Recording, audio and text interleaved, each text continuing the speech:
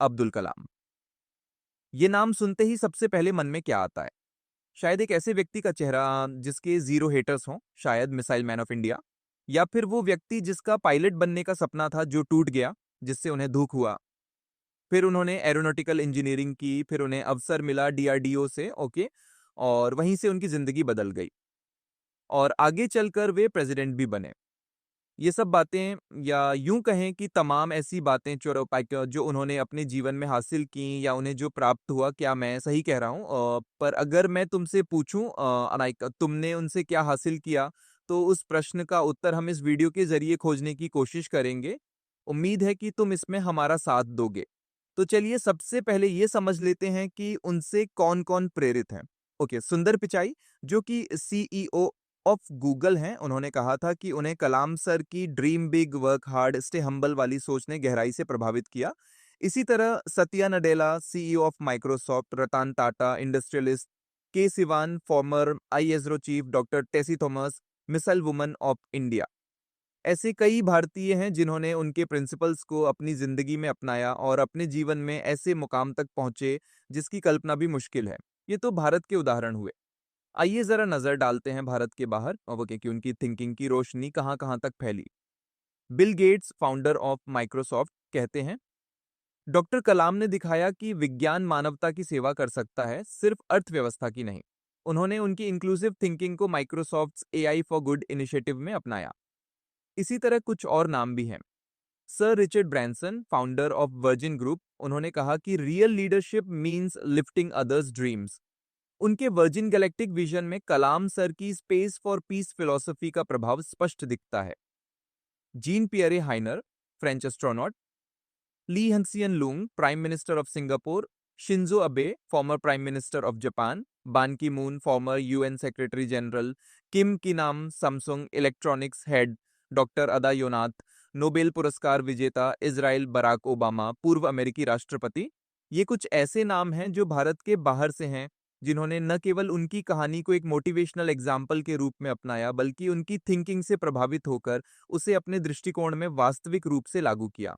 उनके लिए कलाम सर के वर्ड्स सचमुच गोल्डन वर्ड्स थे, जिनकी वैल्यू केवल वही लोग समझ सकते हैं। इतना ही नहीं, उनकी थिंकिंग से कई सेक्टर्स के अनेक व्यक्ति भी प्रभावित हुए। वे कौन से सेक्टर हैं, आइए जानते हैं। Global political leaders, scientists and innovators, youth leaders and education reformers, global thinkers and other global institutions. इन सब बातों से हमें ये पता चलता है कि डॉक्टर कलाम भले ही एक भारतीय वैज्ञानिक थे, लेकिन उनका विजन एक ग्लोबल टीचर का था। इसीलिए मैंने शुरुआत में कहा था, हमें भी आज उनसे कुछ सीखने की आवश्यकता है। ज़्यादा नहीं, लेकिन जो ज़रूरी है वो तो सीख ही सकते हैं ना। अब हमें उनसे क्या सीखने की ज़रूरत है? एक बात तुमने ध्यान दी होगी, ओके, शुरुआत में मैंने कहा था कि उन्होंने पायलट बनने का सपना देखा था, लेकिन वह सपना अधूरा रह गया। अब यहाँ तुम्हें अपना पर्सपेक्टिव बदलने की ज़रूरत है कि तुम कैसे देखते हो, कैसे सोचते हो। क्या तुम सोचते हो कि वे उस वक़्त असफल हो गए थे? अगर ऐसा सोचते हो तो गलत सोचते हो। उनका एक सपना टूटा था, लेकिन उनका नॉलेज, उनका जोश, उनका विज़न, उनके थॉट्स, वो सब जीवित थे। और इन्हीं के दम पर उन्होंने वो मुकाम हासिल किया जो एक सामान्य मनुष्य सोच भी नहीं सकता। हाँ, मैं सामान्य मनुष्य इसलिए कह रहा हूँ क्योंकि आज जब भारत को ऐसे व्यक्तित्व की ज़रूरत है, तो वैसा व्यक्ति दिखाई नहीं देता।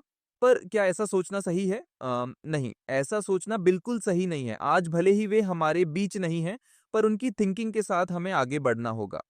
तुम्हें वो 3 इडियट्स वाला सीन याद है, जहाँ एक व्यक्ति गाना गाता है, give me some sunshine, give me some rain. वो व्यक्ति भले ही फ़िल्म में था, लेकिन आज वो रियलिटी बन चुका है। ये बात इतनी गहरी है कि इस पर पूरा 1 घंटे का वीडियो बनाया जा सकता है।